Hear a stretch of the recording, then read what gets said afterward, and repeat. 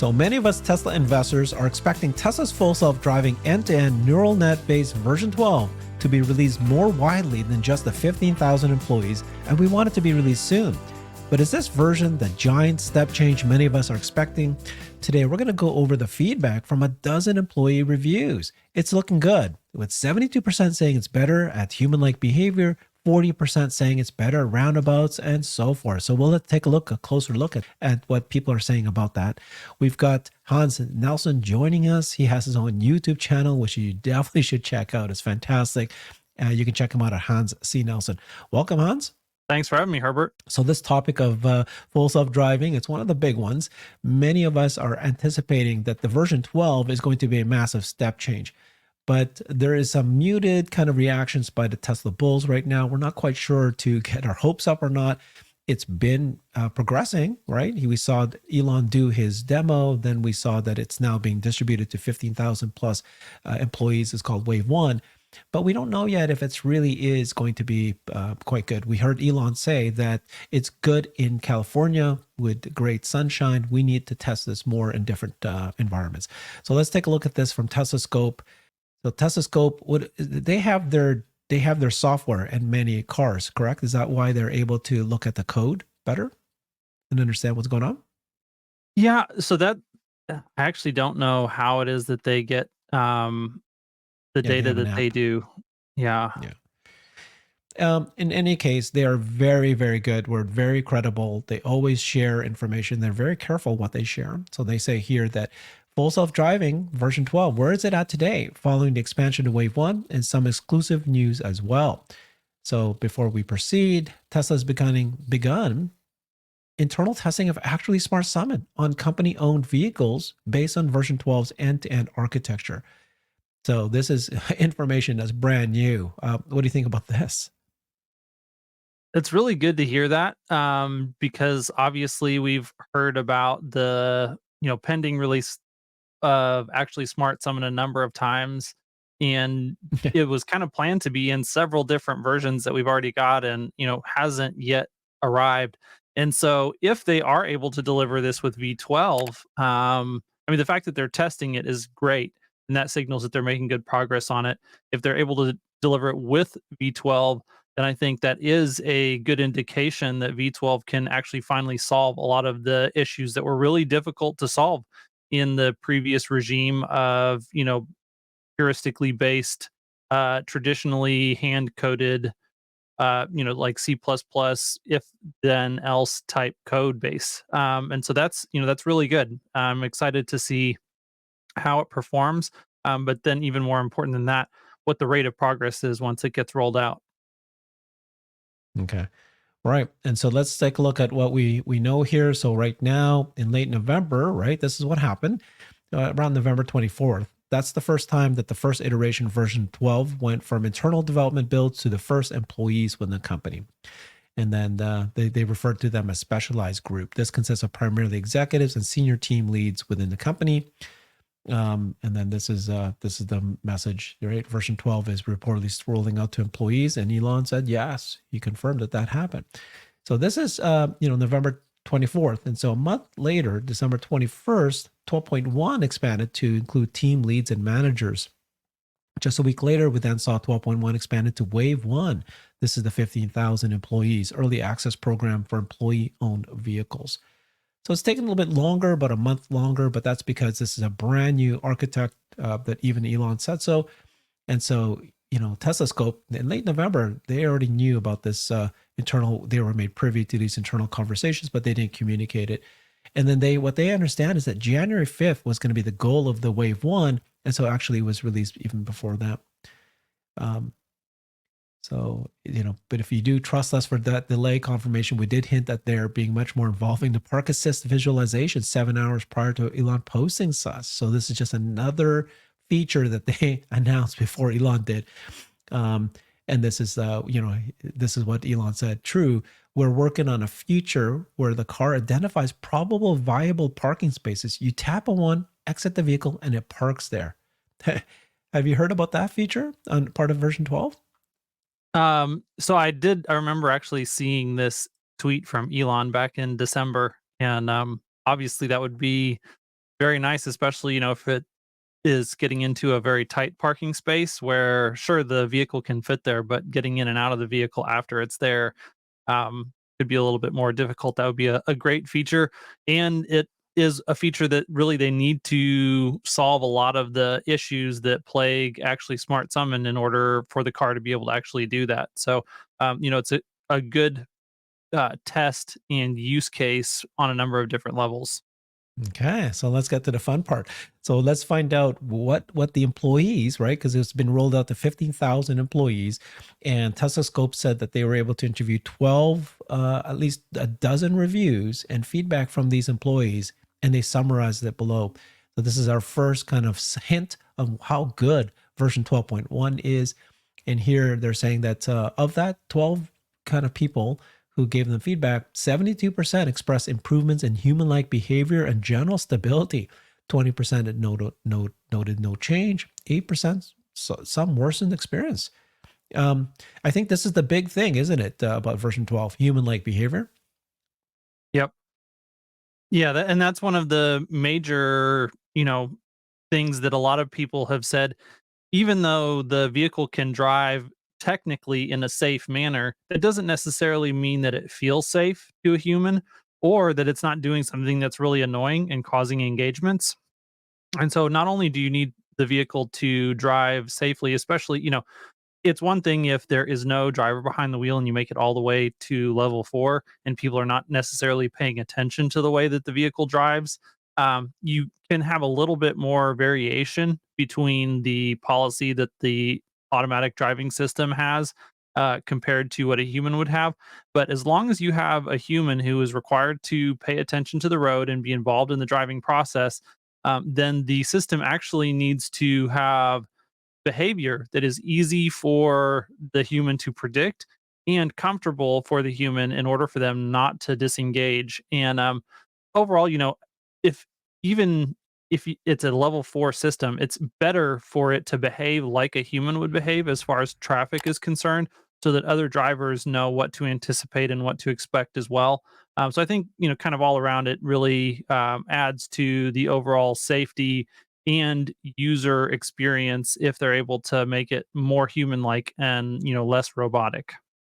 Yeah, for me, this is actually a very big point, right? Because the whole thing about version 12, which some people here might not know, is that it is all neural net.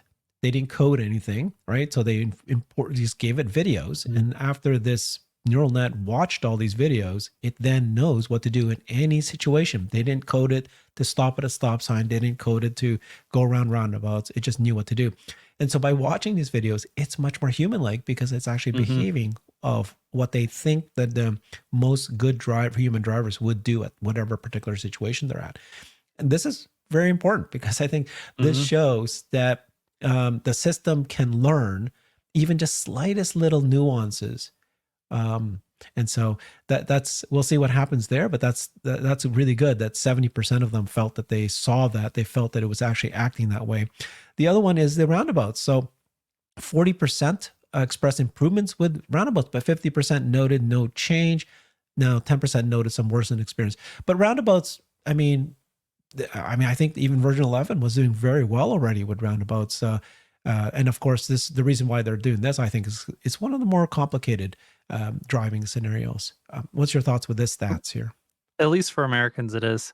And yeah, I think that 11%, the version 11 has some variation in it as far as there are some roundabouts that it does well. And then I think, different areas of the country or kind of different driving situations, there are some things where it's challenged. And so I would be curious in that overall, it's pretty, um, like 90% of people saying no change or better. I wonder if the people that are reporting no change were already pretty satisfied with the overall performance of version 11 on roundabouts. And so, I think that is an overwhelmingly positive response on that topic. Okay. Yeah. That's a good point. All right. So here's another stat here that they shared: lane keeping. 37% expressed improvements in lane keeping. 60% said nothing, no change. 3% some worsened experience. What's your thoughts on lane keeping?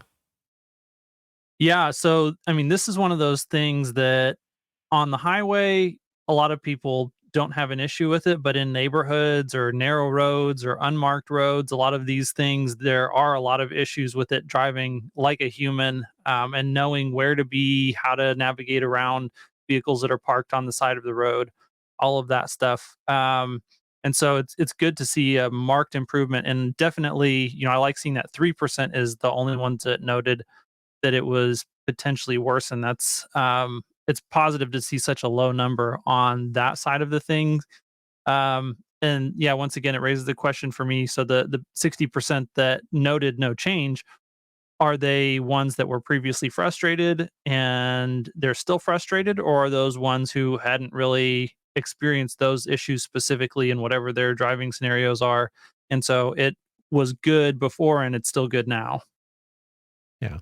Okay, so if we summarize what we heard here, right? So we see 72% expressed improvements in human like behavior, 40% expressed improvements in roundabouts, 37% expressed improvements in late keeping. And then, of course, a vast majority said no change to what they saw. That's very good news. That means that there are improvements over version 11. And very few said that there was some worsened experience, very tiny numbers. Now, they did point out that this is all employees that are still in California. This is overfit for the sunny weather of California. And like I said earlier, Elon did say, right, that they need to test this out in different weather conditions. What's your thoughts on that? Like, this whole idea that it needs to be tested in different weather conditions still. Um, yeah, it's just part Yeah, and parcel of the testing. it is definitely. I mean, if you step back and think about the human experience, that basically any human also has to learn in a variety of environments and a variety of weather conditions as well. That, it's one thing to learn to drive out in the country, and then it's another thing to learn to drive in the city. And it's, when you move to a new city, you kind of have to learn the intricacies of, the driving etiquette changes, obviously the surroundings, and, knowing how to navigate changes as well. But I think how to accomplish a navigation task really can change from city to city. There are different ways that different geographies handle all sorts of construction of the road surfaces and everything, and those have an impact. And so it is, to me, pretty normal to expect that the overall FSD driving system will have to have that same kind of ongoing learning mechanism. The great thing is that they do have this very large fleet and the ability to gather and query the data needed to do that next step of training as they reach levels of functionality where that level of granularity is important for them to actually um, improve the performance of the system. And so you can kind of think about that just like the March of Nines, that, it may be 99.99% safe in California, specifically in the Bay Area. But then, if you go to Florida and you're doing Chuck's left turn, well, then maybe it's 98% safe. But then how many vehicles do you have in that area versus how many do you have in California? And so the low hanging fruit is definitely wherever the largest population of vehicles is, that's where they need to attack safety and performance. And so the system kind of does need to be a little bit overfit for those areas in order to have the greatest impact on overall system safety. But then as they continue to make progress, they will look at all sorts of different variations in driving. And they will have to solve those issues kind of on their own with the training data that they're able to gather from their fleet. And those will just continue to add, you know, once it's 99.999% safe in Florida and 99.999% safe in California, well, then maybe you raise your overall system safety by 0.01% or, something to that effect. And so, um, they will do that, and it will just be this constant improvement of, the overall architecture, potentially even having location specific versions of software that are, easy to pull in and update on the vehicle as it travels from, one state to another state. There's all sorts of ways that they can solve this problem. And but it is something that I think people should have in their mind, that this is going to be part of what is required over time in order to reach really impeccable, near perfect system safety from an autonomous driving platform. Yeah. Okay. So it's looking really good.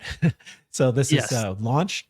Now we got 15,000 employees are using it. And so far, the kind of the feedback we're getting from those 15,000 is that it's actually improving. And now they're going to be able to move this forward. This is self-learning, right? So like you just said, the whole comment you just made is that the more this gets out there, the more learning. It's self-learning. So this thing is, and it's moving forward. That's the key thing. So let's see what these guys, Tesla Scope says their outlook. So the expansion to wave one, that's the 15,000 employees. I don't know where they got this from, Hans. They say that 3.5 times rate improvement in progress compared to version 11. Do you know where they got that number, 3.5 times rate of improvement? I don't. I'm assuming they're maybe just talking about the length of time it took to go from 11.0 to Yeah, 11.1 versus the length of time it took to go from V12.0 to maybe. V12.1, maybe. I mean, that Yeah, I think you're it right. like you said, Yeah, it's just speculation, but that would yeah. be what I would guess would make Okay. sense in that situation. Okay.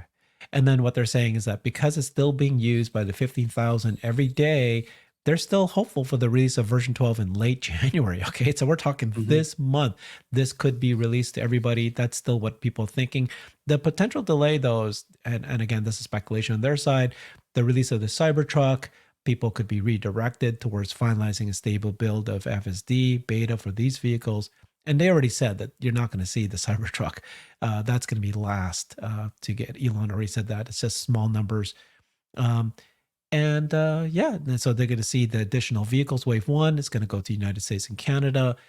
So there's been rapid rate improvements. And like you said, since version one, our projection of initial release of version 12 of customers this month, and a very likely chance of the actual Smart Summon shipping into later end of Q1. So far, that's the news we've got. It's fantastic, right? I mean, the one thing that I would add to that, just as kind of a cautionary note in things that I'm looking for, is it may take us longer than they're expecting that January release date to get the first version of V12 out into the hands of customers, specifically because of what we talked about above, with the fact that right now their system is kind of overfit for California, and when they roll it out to customers, they have to roll it out nationwide. And so it's not something where, if they I really see. need to do extensive testing in Yeah, areas beyond different areas. California before they can roll it out to customers. And if the or if the employee fleet that they're testing with currently is confined to California, then that tells me there's at Mhm. least one more um, Wave. alpha Yep. Mhm. wave that needs to happen before we reach before we reach customers. That said, I think once we reach the first deployment of V12 to customers, that then we should probably see that overall rate of progress accelerate. And I would expect it to move much more quickly than we've seen V11 over the past year. Those are the huge things that I'll be looking out for. Okay, that's a very good point. Now we do have another information set here. So right now we've got these employees doing it, and so what we want is an OG, an original FSD beta tester, one of those people that's been spitting out FSD beta videos for 3 years, and we've actually got one. So here's information here from this person. Brad Ferguson is sharing this screenshot. And so this FSD beta test pilot says a highly respected and a critical OG FSD beta tester went for a ride today with a Tesla employee. And they tested out FSD's beta 1. That's why they had to keep their name anonymous, because it's not they're not allowed to do this yet. So they're not going to name names. But this FSD beta tester is a 3 years experience and are very critical of FSD's shortcomings. And here's what that person said. Just went for a drive with an employee with 12.1. It's very impressive. Curb to curve, zero in disengagement but it is a beautiful sunny day. In their test loop that they've been doing, had they have only had a no disengagement drive a couple of times on this loop in 3 years. So they have this test drive that they do, and only a couple times was it no disengagement. But with version 12, it did it very perfectly. So actually merged properly, conservative with speed when it didn't have any other traffic, and it didn't see this first, but it didn't see the first speed bump until the last second, and then it braked once it did, which wasn't very smooth. So that speed bump issue seemed to still be there. Turn signals are very natural. Slowing to a stop was very human-like. Really a very impressive build, but again, a beautiful day here. And then he did say the first speed bump, I might have braked sooner, but that was in the end. It did brake in time. Uh, it would, and then it got cut off here, but it would pull up and stop perfectly at the curb of my house. So that's very good news, right, Alphonse? Absolutely. Yeah. And not only no disengagement, but like you said, very smooth and much more human like. I think it's good to hear that um, sentiment kind of echoed by each and every different group of people who end up testing the system. Um, and I think it's also good, to hear someone who has extensive experience with the system and is very forthcoming about both the benefits, the strengths, and the weaknesses and flaws of the system, to have that type of feedback on the very first drive, which, it's a small sample size. So once he gets it in his own car and he can, start actually sharing whatever content it is that he shares. I don't know if he's, somebody who shares stuff on X or they do YouTubes or whatever. But yeah, we should see a lot more information on this here, coming out shortly as they continue to Mm-hmm. expand, not only, yeah, from that wave 2, but into customers' hands as well. Okay. So fantastic news about version 12. We'll see what's going on there. We're also hearing quite a number of rumors about Tesla being released in China, in Europe, in Australia, but specifically China. So this is FSD, probably version 11, would you think? Or would they do version 12? They wouldn't do version 12, right? That's too quick, too I fast. don't But the rumors are saying that FSD is going to launch in China like any moment now. Like there's quite a bit of rumors saying this. yeah, I I don't know what to say, on version 11 versus version 12. If it's not as imminent as people think it is, then, potentially they do just launch with version 12. I think it would be easier to do that than to actually have hand coded, all the different variations of driving behavior in different geographies. Like, yeah, I think it would an end-to-end solution would be easier to adapt to different areas of the world than something that is heuristically coded. So, Yeah, from an that's ease a big of programming standpoint, I would think a V12 based version would be be the what they would release. yeah, Okay, what we'll they would want to see. do. We'll see. But this is exciting, exciting. Okay, so another really fun bit of news here is the auto wipers. So we've got this person named Ryan's Model Y, and he says, I wonder if Tesla's taken in the fleet data when we manually adjust the wipers. So many of us know that the wipers weren't doing so well, the automatic wipers. But he was wondering if you just keep changing it, right? Do they learn these? They can learn the rain conditions better. Um, and of course, we actually have a reply from a Tesla employee. And so this is what this Tesla employee said.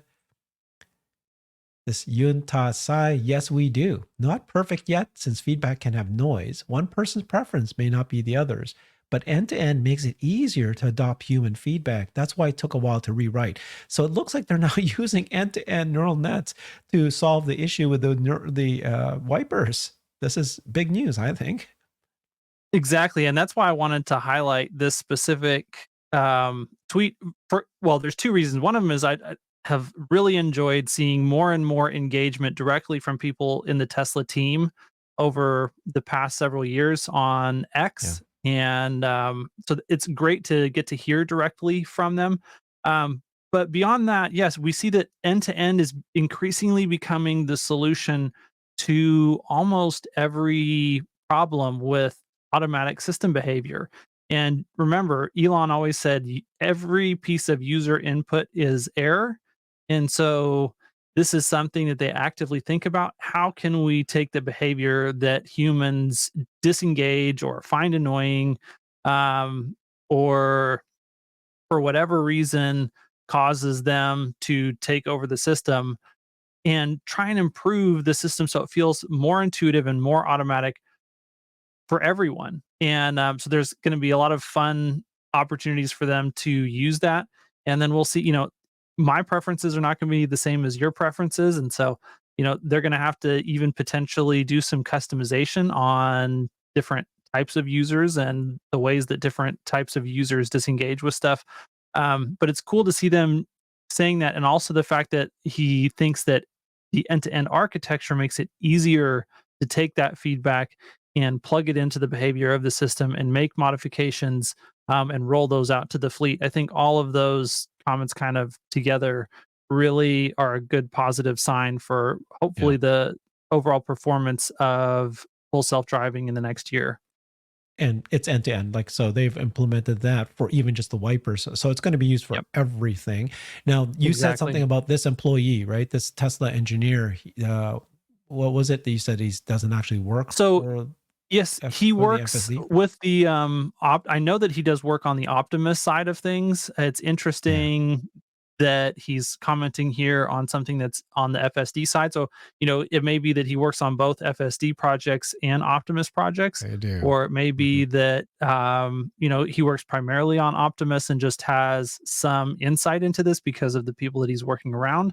But I would think it's probably the former, that he probably does a fair bit of both. It's interesting to see, yeah, the crossover in expertise that, it's neural nets. And so they are used It's heavily robots on in wheels. both. Yep. Yeah, it's Whether that's robots on wheels. Optimus or vehicles or whatever other products that Yeah. Tesla brings to market. Okay. Thank you so much, Hans. Follow him on his YouTube channel, Hans C. Nelson. Thanks, everybody. Bye bye. I've created a website that is the most comprehensive resource for the Tesla investor. Please check it out. Simply go to my website at herbertong.com.